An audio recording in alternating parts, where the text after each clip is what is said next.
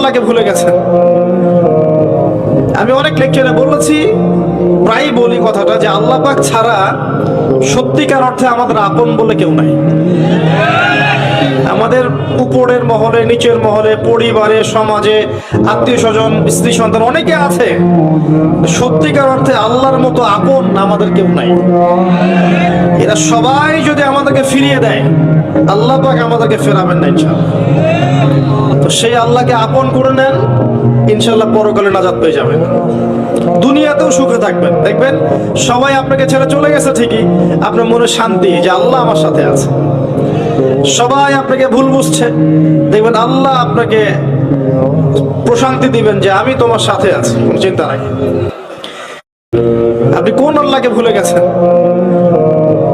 আমি অনেক লেকচারে বলেছি, প্রায় বলি কথাটা, যে আল্লাহ পাক ছাড়া সত্যিকার অর্থে আমাদের আপন বলে কেউ নাই।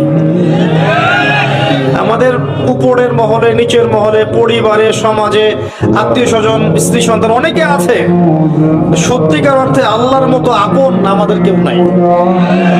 এরা সবাই যদি আমাদেরকে ফিরিয়ে দেয়, আল্লাহ পাক আমাদেরকে ফেরাবেন না ইনশাআল্লাহ। তো সেই আল্লাহকে আপন করে নেন, ইনশাআল্লাহ পরকালে নাজাত পেয়ে যাবেন, দুনিয়াতেও সুখে থাকবেন। দেখবেন সবাই আপনাকে ছেড়ে চলে গেছে ঠিকই, আপনার মনে শান্তি যে আল্লাহ আমার সাথে আছে। সবাই আপনাকে ভুল বুঝছে, দেখবেন আল্লাহ আপনাকে প্রশান্তি দিবেন যে আমি তোমার সাথে আছি, কোনো চিন্তা নাই। আপনি কোন আল্লাহকে ভুলে গেছেন? আমি অনেক লেকচারে বলেছি, প্রায় বলি কথাটা, যে আল্লাহ পাক ছাড়া সত্যিকার অর্থে আমাদের আপন বলে কেউ নাই। আমাদের উপরের মহলে, নিচের মহলে, পরিবারে, সমাজে, আত্মীয় স্বজন, স্ত্রী সন্তান অনেকে আছে, সত্যিকার অর্থে আল্লাহর মতো আপন আমাদের কেউ নাই। এরা সবাই যদি আমাদেরকে ফিরিয়ে দেয়, আল্লাহ পাক আমাদেরকে ফেরাবেন না ইনশাআল্লাহ।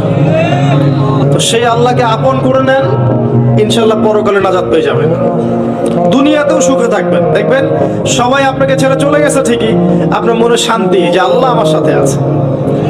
সবাই আপনাকে ভুল বুঝছে, দেখবেন আল্লাহ আপনাকে প্রশান্তি দিবেন যে আমি তোমার সাথে আছি, কোনো চিন্তা নাই।